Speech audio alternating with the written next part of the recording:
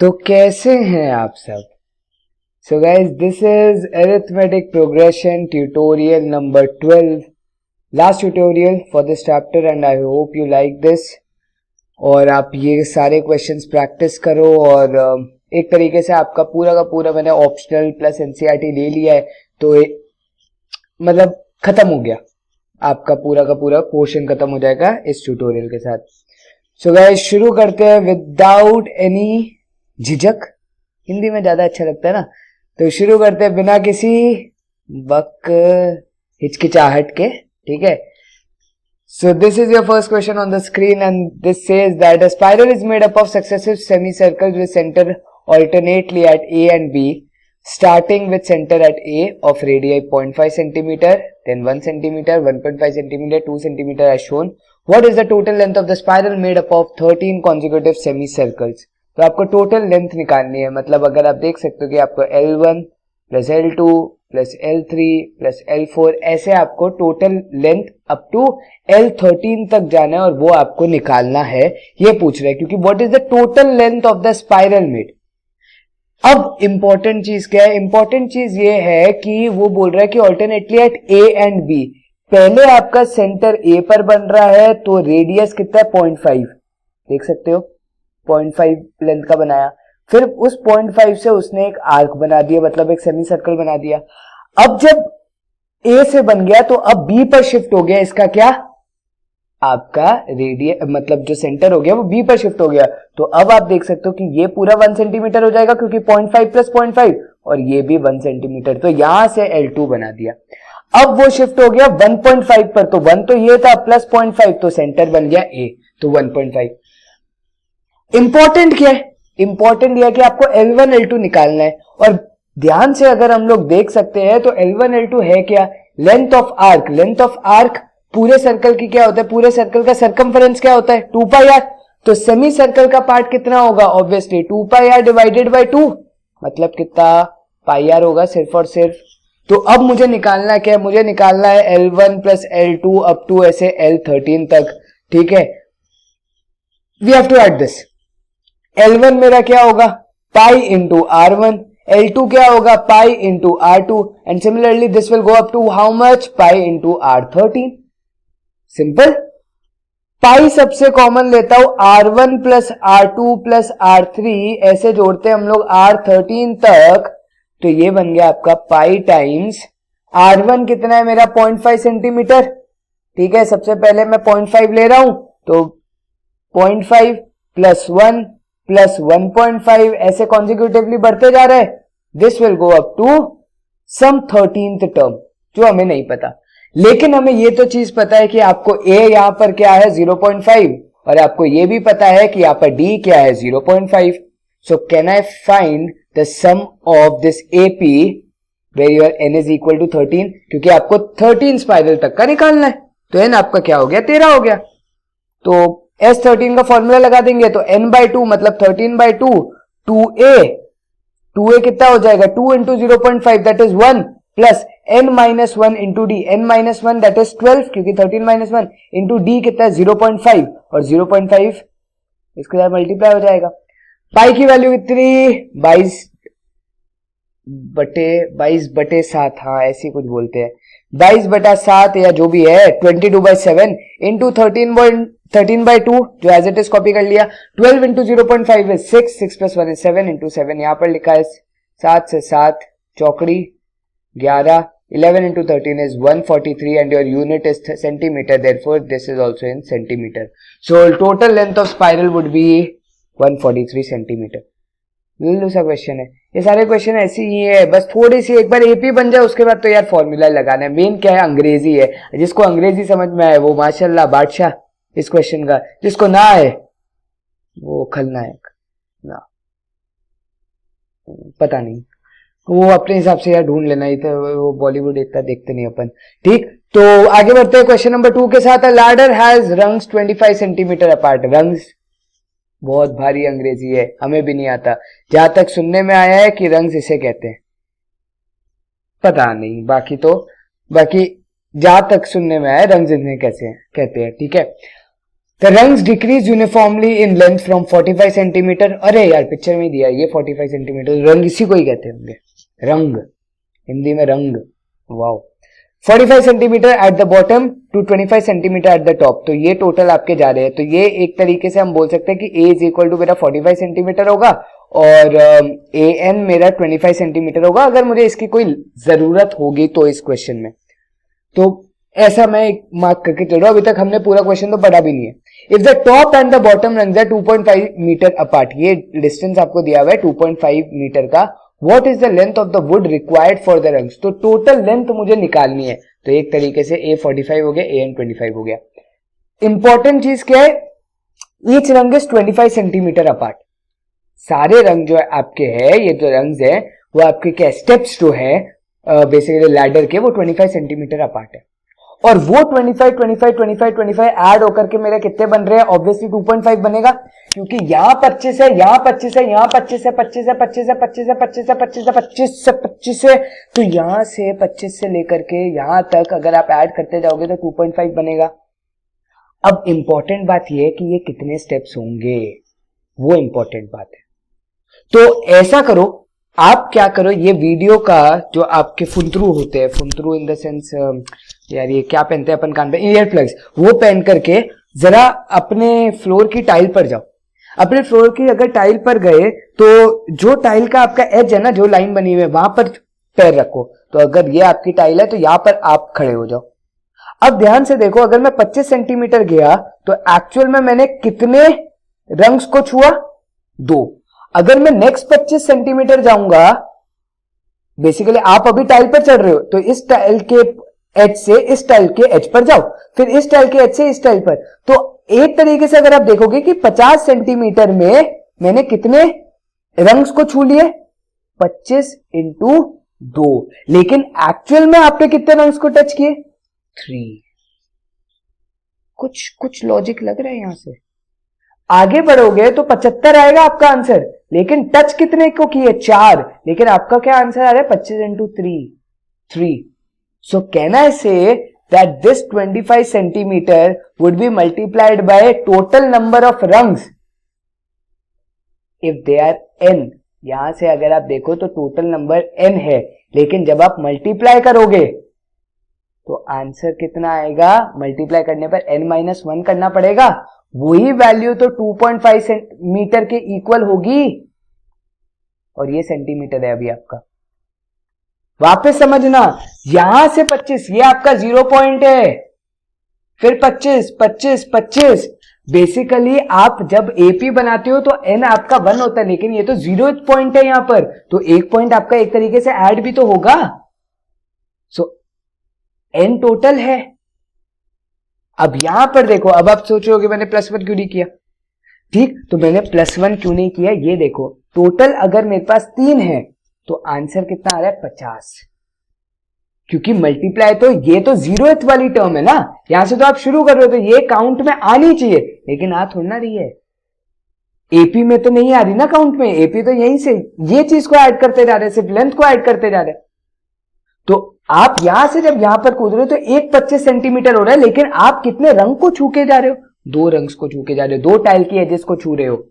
तो 2 into 2 minus 1 करोगे तो 1, 1 इंटू 25 25 सेंटीमीटर आया, वैसे 3 करोगे तो 3 माइनस 1 दैट इज 2, तो 50 सेंटीमीटर आएगा। तो ऐसे टोटल कितनी है आपके पास, टोटल यहां से यहां मान लो कि n है आपके पास, n रंग्स है।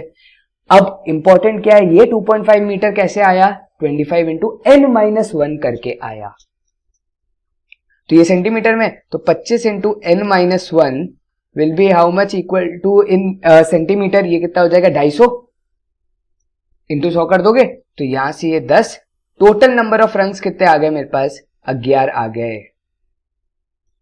समझ में आई बात, ये बहुत ज्यादा इंपॉर्टेंट है कि ये हम कैसे बढ़ रहे हैं, हम यहां से यहां पर जा रहे हैं, यहां से यहां जा रहे हैं, यहां से जा, तो ये फर्स्ट वाला एक पहले से ही काउंट कर रहे हैं हम, ठीक है, ये पहले से ही काउंट में आ रहा है, तो वो काउंट मुझे निकालना पड़ेगा ना, वो काउंट मुझे n से तो निकालना पड़ेगा ना, कि वो पहले से क्यों काउंट पर आ रहा है, मेरे तो 25 यहां पर पहुंच करके पहला हो रहा है, तो वो काउंट से मैंने निकाल दिया, n-1 कर दिया, इसलिए अब क्या हो गया, n इज इक्वल टू 11 आ गया। अब 11 रंग है, आपको a प्लस an लगाना है, तो Sn कितना हो जाएगा, आपका टोटल लेंथ आपको निकालनी है, वुड की रिक्वायर्ड है, तो 11 वो है टोटल, 11/2 a प्लस an मतलब 45 plus 25, so this is equal to how much, 70, तो 35 इंटू 11 आ गया आपका फाइनल आंसर, जो कि क्या होगा 350 और 385 सेंटीमीटर, और इसको अगर मीटर्स में कन्वर्ट करना है तो 3.85 मीटर्स हो जाएगा आपका फाइनल।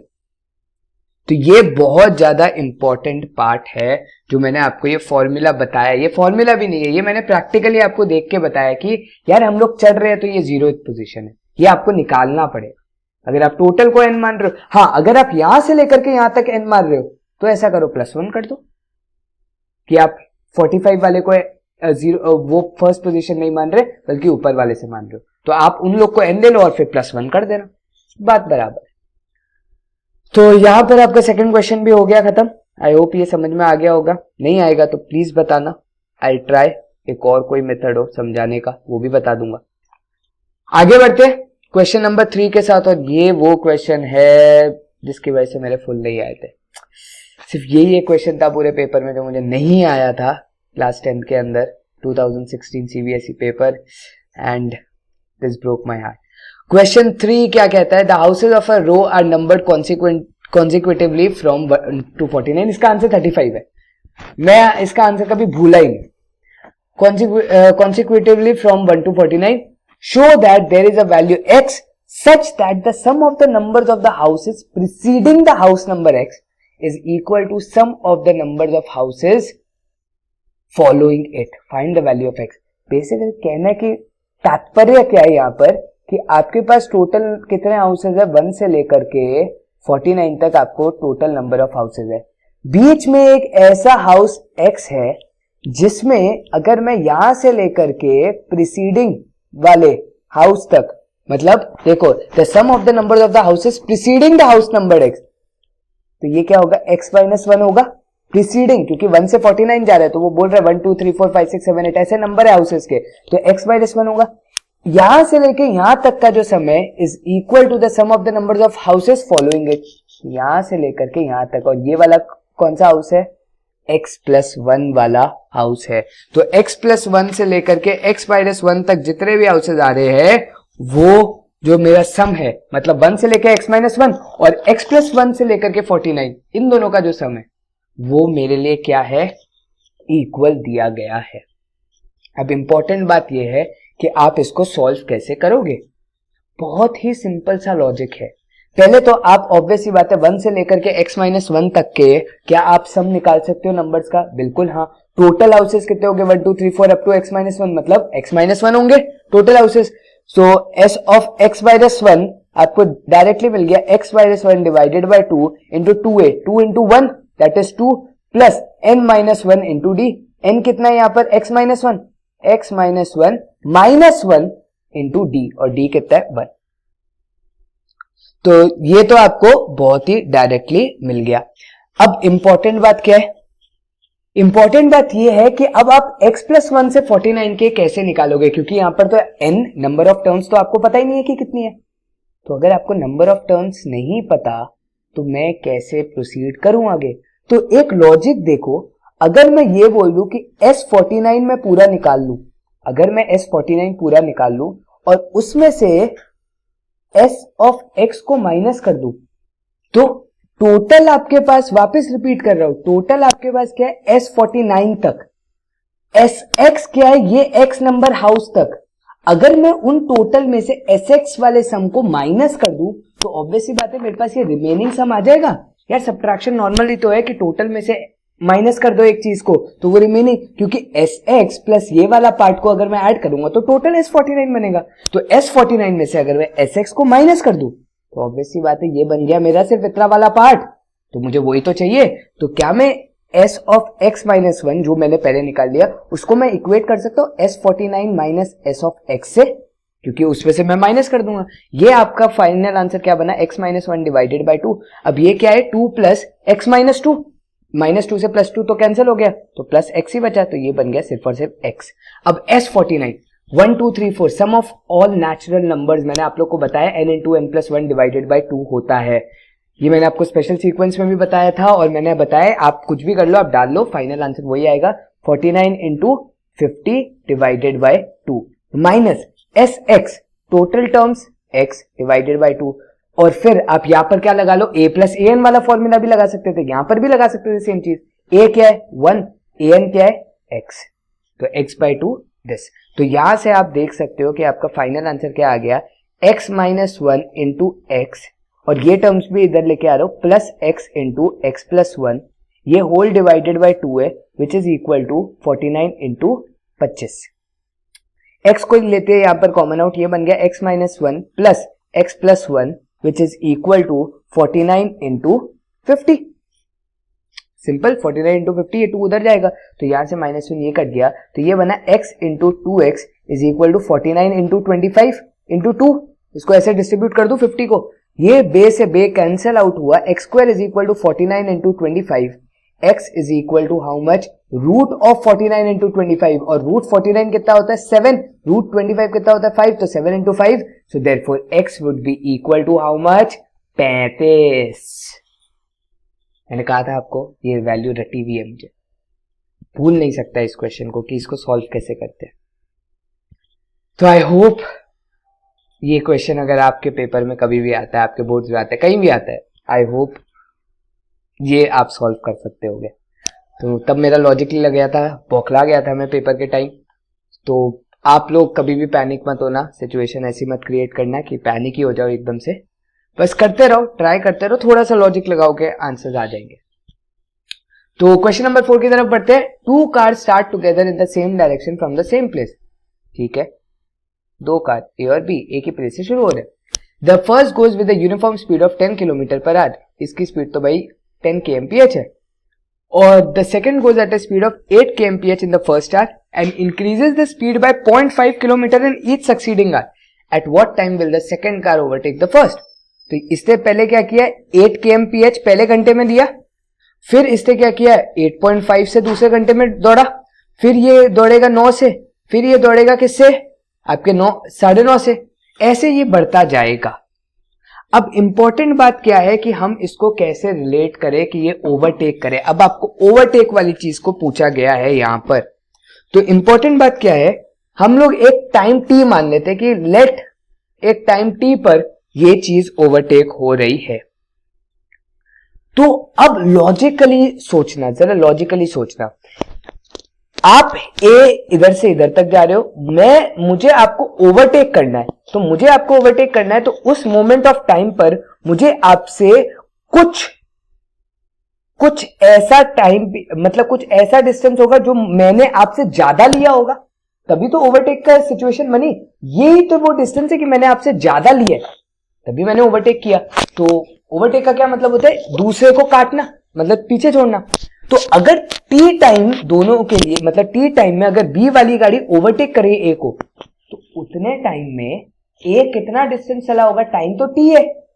और मुझे एक चीज बताओ, स्पीड क्या होता है, डिस्टेंस अपॉन टाइम होता है, तो डिस्टेंस क्या होगा, स्पीड इनटू टाइम, और ए की तो यूनिफॉर्म स्पीड है, तो क्या मैं लिख सकता हूं कि speed of A is equal to 10t हो जाएगा।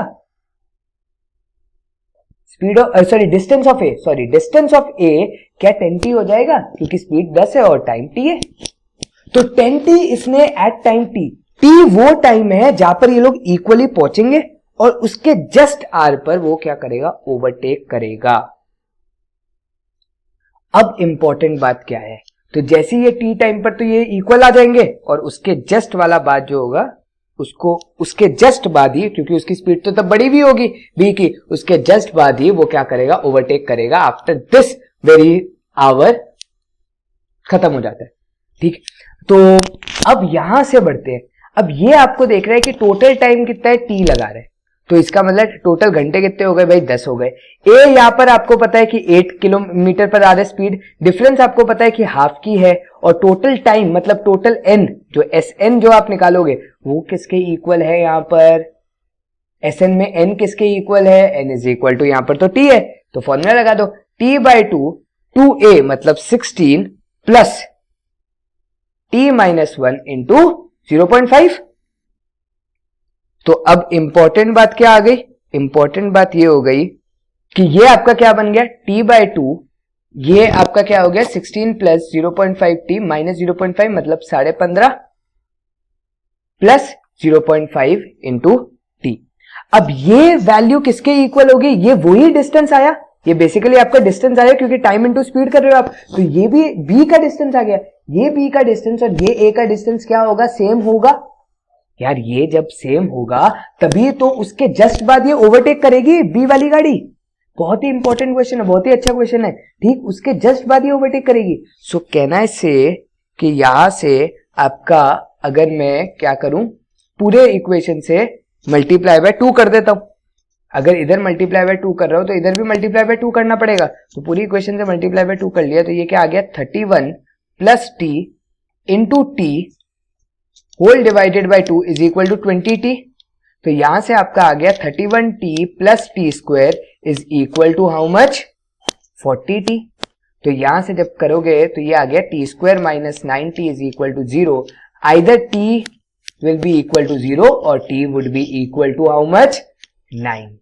तो 0 और 9 आपकी t की वैल्यू आ गई, तो 0 तो आ ही नहीं सकती, ऑब्वियस सी बात है 0 तो कभी आएगी ही नहीं, वो तो 0 तो तब आएगी जब इसने एक्सेलरेटर पहले दबा दिया होगा, बस तभी, ठीक। लेकिन 9 घंटे के बाद, 9 घंटे जैसे ही खत्म होंगे तब इन्होंने डिस्टेंस सेम कवर किया होगा और उसके बाद ऑब्वियस सी बात है कि इसकी स्पीड बढ़ी जाएगी क्योंकि 9.5 यहां पर आ गया 10, फिर आएगी 10.5, ऐसे बढ़ती रहेगी इसकी स्पीड, और क्योंकि इसकी स्पीड बढ़ी हुई होगी तो B after 9th hour will overtake car A।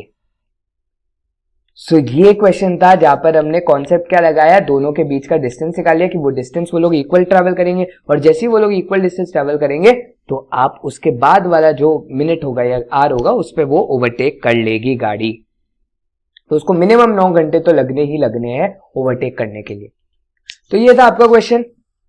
अगला क्वेश्चन पे बढ़ते हैं और ये भी मेरा one of the most important और फेवरेट क्वेश्चन है, लोगों को नहीं समझ में आता, समझाऊंगा, मैं कोशिश कर रहा हूं कि मैं अपना बेस्ट से समझा सकूं। अगर आपको फिर भी डाउट है प्लीज गाइस पूछ लेना, मैं वापस इसको समझाने के लिए वीडियो बना दूंगा।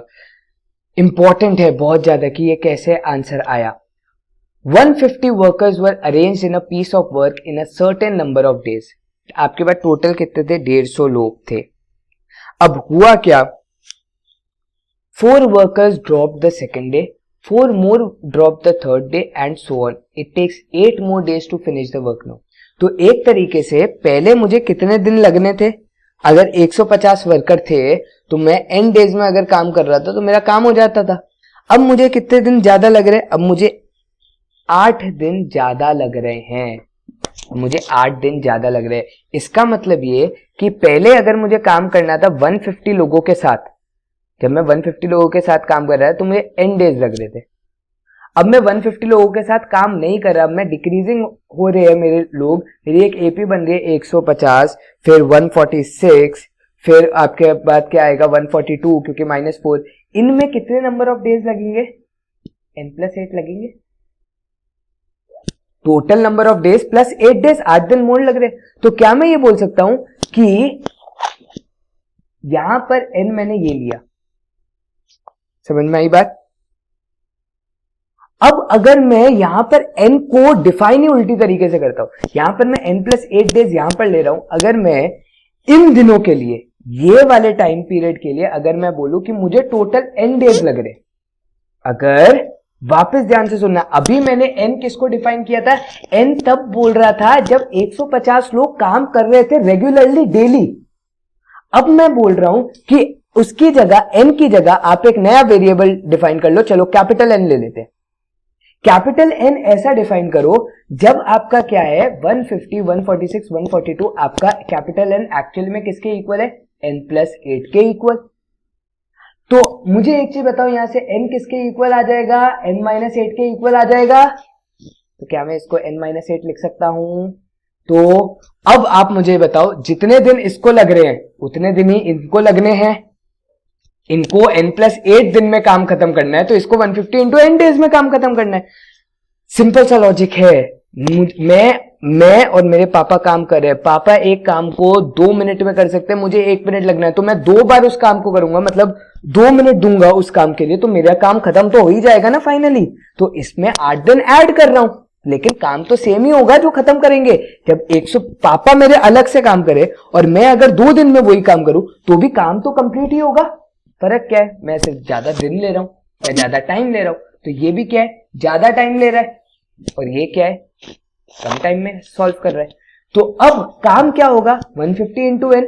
जब 150 वर्कर है, रोज काम कर रहे हैं, तो 150 इंटू एन काम होगा। और यहां पर क्या काम होगा आपका, ये आपकी एक एपी बन गई, तो सम चलेगा यहां पर हर दिन में एक, अगर 1 घंटे का कोई काम हो रहा था, 2 घंटे का, तो वो 150 इंटू ऐसे चलता जाएगा।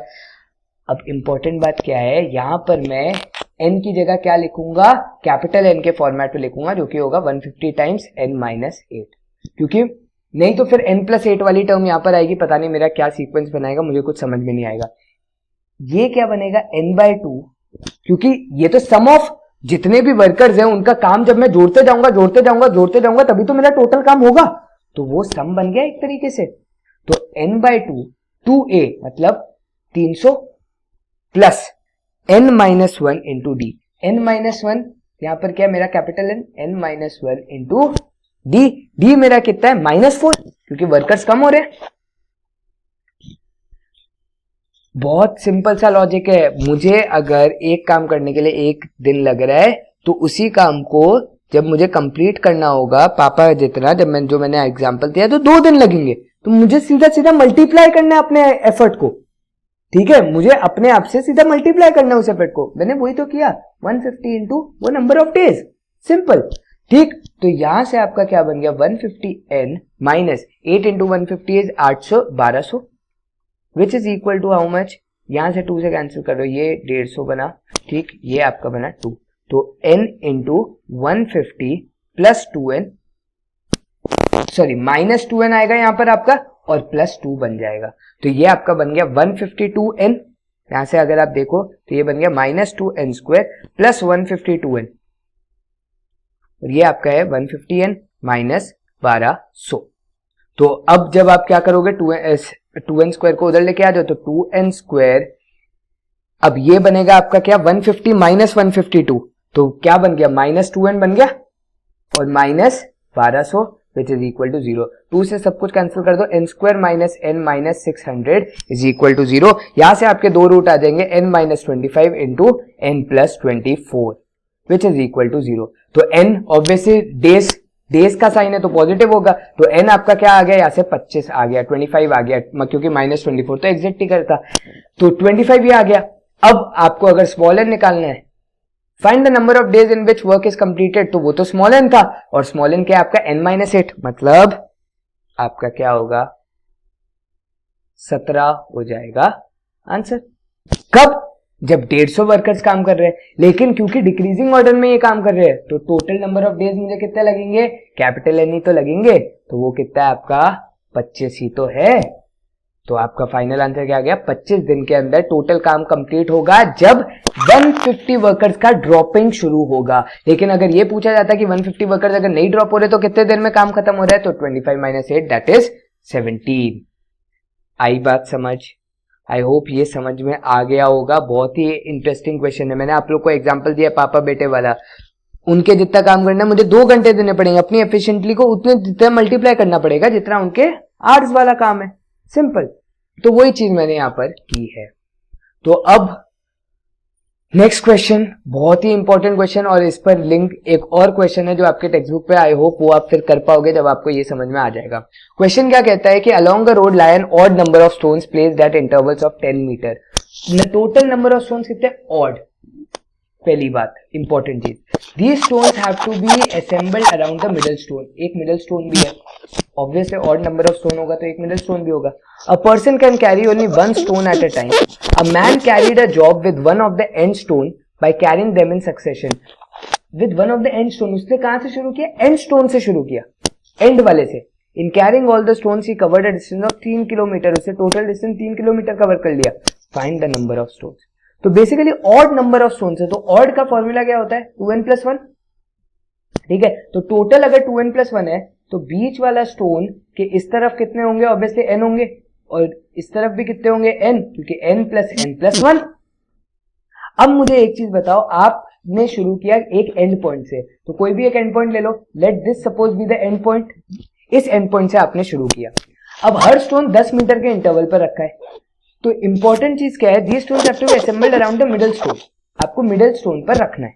तो आपने यहां से पहले स्टोन को पकड़ा, फिर आपको मिडिल स्टोन पर जाकर के इसको रखना है, फिर आप क्या करोगे, उसके ये वाले स्टोन पर आओगे, फिर आपको वापस पीछे जाना है और ये वाले वापस मिडिल स्टोन के पास असेंबल करना है, फिर आप यहां तक जाओगे, फिर आप वापस भाग के आओगे, फिर आप यहां पर पहुंच जाओगे। बेसिकली अगर जो आपके स्पोर्ट्स में है जो लोग, वो कह रहे होंगे यार ये तो जर्मन ड्रिल चल रही है ना, जर्मन ड्रिल यही तो कहती है, बस जर्मन ड्रिल में स्टार्टिंग पॉइंट भी वही होता है जहां पर एंड पॉइंट होता है, लेकिन यहाँ पर स्टार्टिंग पॉइंट उल्टा है। तो अगर मैं ध्यान से बताऊं, अगर मैं लेफ्ट साइड की बात करूं, ये मेरी लेफ्ट साइड है और ये मेरी राइट साइड है, तो इंपॉर्टेंट बात क्या होगी कि सबसे पहले मैं कितना डिस्टेंस जाऊंगा, टोटल डिस्टेंस, मैं इस पॉइंट से शुरू कर रहा हूं, तो हर स्टोन 10 मीटर के एंड पर है, और टोटल नंबर ऑफ स्टोन्स मेरे कितने हैं, यहाँ पर n स्टोन्स है। तो अगर टोटल नंबर ऑफ स्टोन्स मेरे पास n है और सबके बीच में 10 का डिस्टेंस है, तो टोटल डिस्टेंस मैं 10n ट्रेवल करूंगा। लॉजिकल, सिंपल सा लॉजिक, मैं 10n ट्रेवल करूंगा, क्योंकि अगर 5 मीटर का रास्ता है, 5 मीटर सक्सेसिव गैप्स है और 5 वो है मेरे पास, मुझे स्टेप्स कितने लेने हैं, एक स्टेप पे 1 मीटर कवर करता हूं, तो 5 स्टेप लूंगा 5 मीटर को कवर करने के लिए, सिंपल। तो अब इंपॉर्टेंट चीज क्या है, अब वो क्या कर रहा है, वापस जा रहा है, अब वो वापस कितना जाएगा, 10 टाइम्स n-1 जाएगा, क्योंकि 10 मीटर का तो वो है, लेकिन अब स्टोन कितने बचे हैं आपके, n-1 बचे हैं, और वापस भी आएगा तो भी सेम डिस्टेंस के साथ आएगा। तो क्या मैं इसको बोल दूं कि मैं मल्टीप्लाई बाय 2 कर सकता हूं, वापस समझना इसका अगले वाला पार्ट। अब कितने स्टोन बचे, आप 2 स्टोन छोड़ के आ चुके हो, टोटल स्टोन थे n, तो अब ये कितने स्टोन बचेंगे, n-2 बचे, डिस्टेंस कितना है 10 मीटर हर स्टोन के बीच में, तो 10 मीटर इंटू 10 मीटर इंटू 10 मतलब प्लस प्लस प्लस प्लस करना पड़ेगा n-2 तक जाने के लिए, और फिर आपको वापस भी आना है, तो 2 भी करोगे। तो ऐसे आप तब तक करते जाओगे जब आप फर्स्ट स्टोन तक नहीं आ गए, तो यहाँ पर आपका ऐसे चलता जाएगा सीरीज में, और फिर प्लस 10 तक बचेगा। आई बात समझ में? तो क्या ये एक पूरी की पूरी, अगर मैं 10n को एज इट इज रखूं, बाकी मैं पूरे में 2 कॉमन ले लूं और 10 भी कॉमन ले लूं, तो बेसिकली ये बन क्या रहा है, ये बन रहा है n-1 plus n-2 plus n-3 up to 1, ऐसे जा रहा है।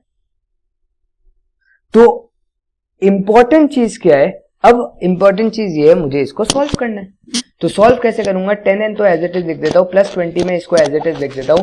अब आपका a क्या है, n-1, total number of terms कितनी है मेरी यहाँ पर, वो इंपॉर्टेंट है, तो वो कितनी हो जाएगी आपकी, n-1 हो जाएगी, तो n-1 डिवाइडेड बाय 2, फिर ये क्या है, a प्लस an,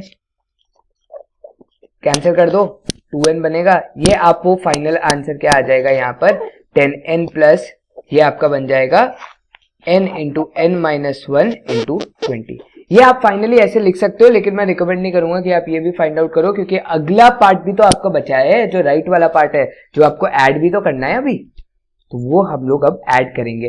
तो आगे बढ़ते कैसे देखते हैं कि अब आप ये n पोजीशन पर, मतलब ये जो फर्स्ट वाला पोजीशन है उस वाले स्टोन पर पहुंच गए, तो अब आप क्या करोगे, इधर जाओगे फिर वापस आओगे, फिर इधर जाओगे फिर वापस आओगे, फिर इधर जाओगे फिर वापस आओगे, फिर ऐसे करते करते लास्ट स्टोन तक जाओगे और फिर वापस लास्ट स्टोन तक आओगे, मतलब मिडिल वाले स्टोन तक आओगे। तो अगर मैं बोलूं तो फर्स्ट टाइम में क्या होगा, 10 इंटू 1, फिर मेरा क्या होगा 10 इंटू 2, फिर मेरा क्या होगा 10 इंटू 3, ऐसे जाता जाएगा कितना 10 इंटू n, लेकिन ये पूरी चीज मेरी कितनी बार हो जाएगी, 2 बार हो जाएगी।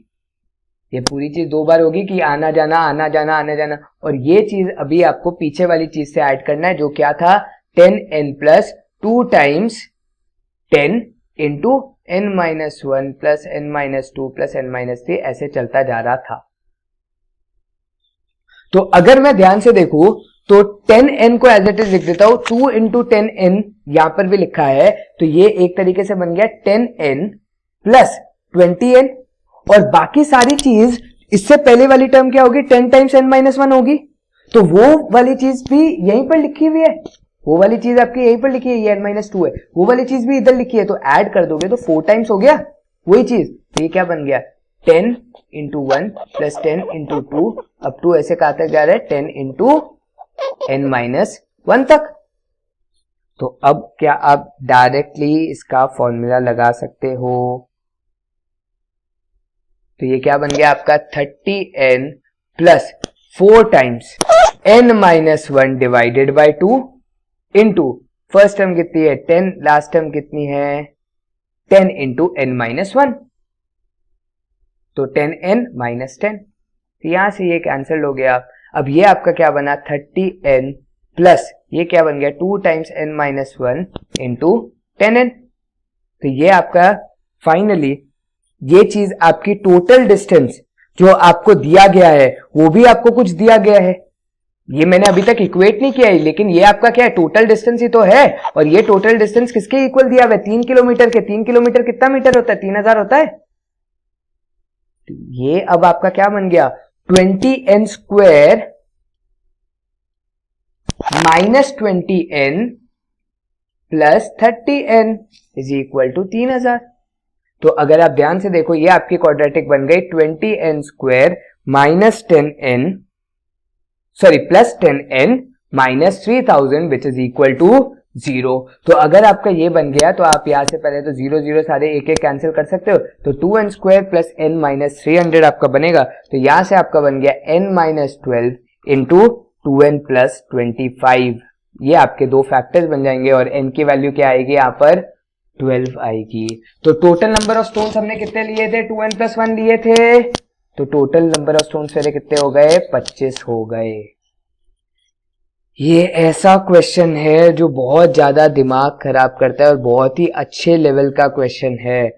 आई होप ये समझ में आ गया होगा मैंने क्या क्या किया है। मैंने पहले एक एंड पॉइंट से शुरू किया, आगे पीछे आगे पीछे आगे पीछे किया, फिर मैं मिडल स्टोन पर पहुंचा। जब मैं मिडल स्टोन पर पहुंचा फिर मैं एक ही डायरेक्शन में गया, फिर मैंने वो दोनों डिस्टेंसेस को ऐड किए और जब मैंने वो दोनों डिस्टेंसेस को ऐड किए तो जाकर के मैं कहां पहुंचा टोटल डिस्टेंस मुझे मिला और टोटल डिस्टेंस मुझे 3000 मिला था। तो एक क्वाड्रेटिक बनी n में जिसको मैंने स्प्लिटिंग द मिडल टर्म से सॉल्व किया और n की वैल्यू आ गई 12 और फिर मैंने देख लिया कि टोटल नंबर ऑफ स्टोन्स मेरे कितने हो जाएंगे 2n प्लस 1 जो कि है 25। तो गाइज आई होप ये समझ में आ गया होगा। बहुत ही अच्छा क्वेश्चन है, अगर नहीं आया तो थोड़ा सा रिवाइंड करके आप देख सकते हो।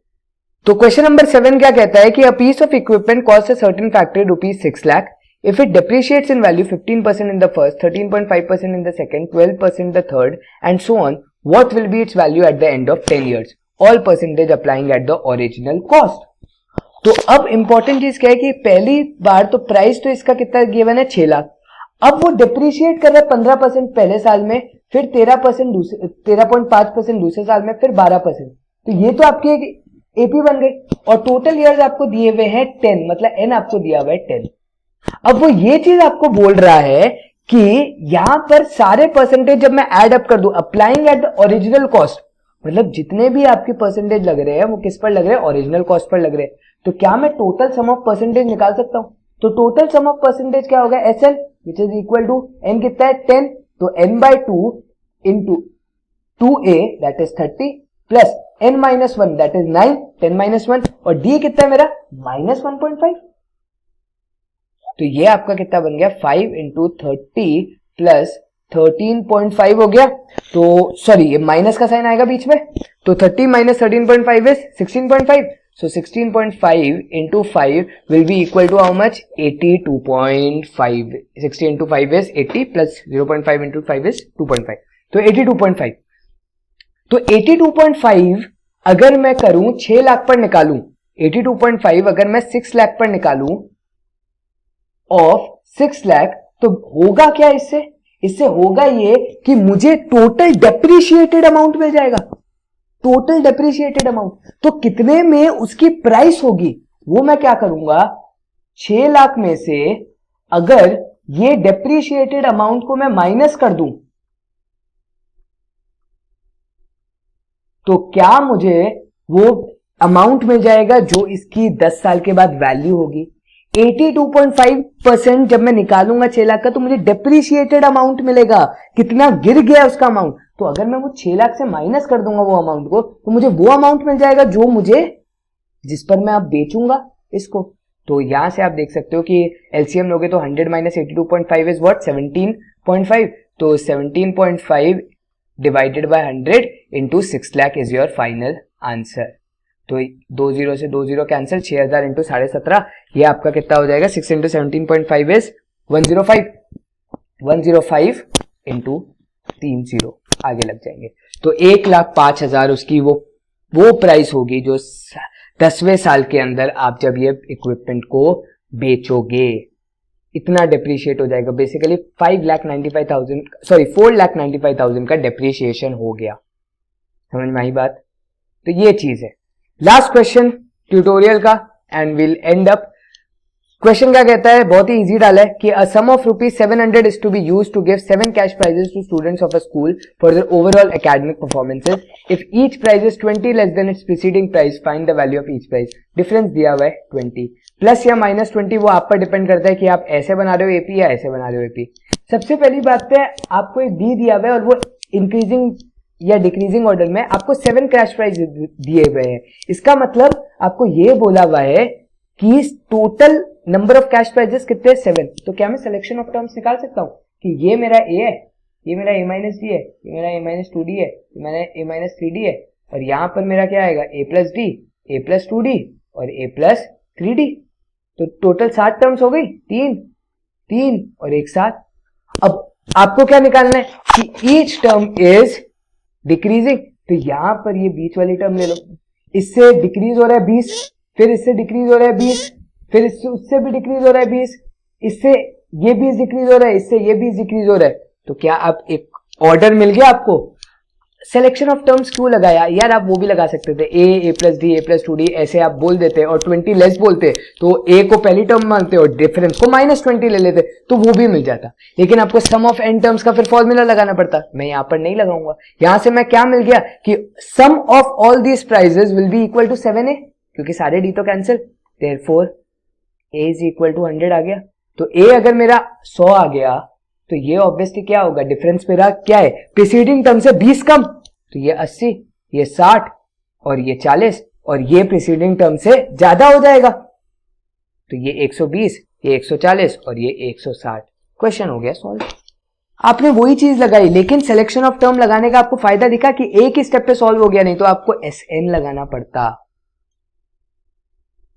बस यही था लास्ट क्वेश्चन के अंदर। लास्ट क्वेश्चन इजी रखा क्योंकि शायद आप सैचुरेट हो गए होगे, क्योंकि इतने बड़े बड़े क्वेश्चन किए हमने, बस इस वजह से। So guys this was it from this chapter. I hope ये चैप्टर आपको समझ में आया होगा, स्पेशली आपके लास्ट के वर्ड प्रॉब्लम्स बहुत ज्यादा मतलब अच्छे लेवल के बन जाते हैं। कभी कभी लॉजिक नहीं समझ में आता कि लगाए क्या। So guys this was it from this chapter. I hope you enjoyed it. ये चैप्टर सीखने में मजा आया होगा। जो लोग अच्छे लेवल के प्रॉब्लम्स कर रहे हैं, जिनको देखी सब, उन्होंने जिन्होंने सारे ट्यूटोरियल देखे उन लोग को अच्छा लगा होगा। तो thank you guys for watching. अच्छा लगा कि आप लोगों ने दिया ये चैप्टर को टाइम डिवोट किया। एक चीज कहूंगा, जो 11th मैथ्स वाले उनके लिए ये चैप्टर वापस आने वाला है 11th में विद मोर डिटेल्स। तो प्लीज ये मत सोच रहे कि ये चैप्टर खत्म हो गया यहाँ पर, अगले साल है। मैं हमेशा जब चैप्टर एंड होता है तो बोलता हूँ कि अपना हाथ फैलाओ और चैप्टर को बाय बाय कर दो। तो अपना हाथ फैलाओ और चैप्टर को स्क्रीन पर देख करके बाय बाय कर दो और ये चैप्टर को रफू तफू करो। So this is it from this video. I hope you enjoyed it. Thank you guys for watching. This is Yojit Basin signing off from T70, finishing off AP. Thank you for watching. Thank you for listening to me. Thank you guys. Thank you.